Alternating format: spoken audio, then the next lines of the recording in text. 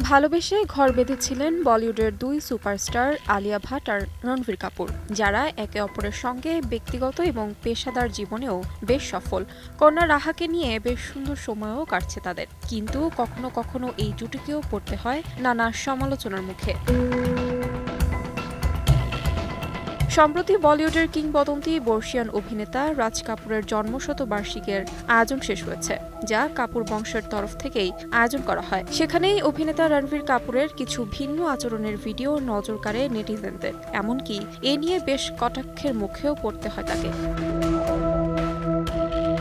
এবার স্বামীর নিন্দার জবাব দিলেন আলিয়া নিজেই। সামাজিক যোগাযোগ মাধ্যমে এক ভিডিও ভাইরাল হয়, যেখানে দেখা যায় বিয়ের এত বছর পরও সাইফ যেভাবে কারিনার চোখে হারাচ্ছিলেন, সেখানে আলিয়াকে এক প্রকার এড়িয়ে যাচ্ছিলেন রণবীর, যা নিয়ে তাদের ভক্তদের মাঝে শুরু হয় নানা জল্পনা কল্পনা। তবে এই বিতর্কের জবাবে নতুন আরেকটি ভিডিও ভাইরাল হয়, যেখানে দেখা যায় আলিয়ার হাত ধরে রণবীর হাঁটছেন, হাত ধরে আলিয়াকে বসাচ্ছেন।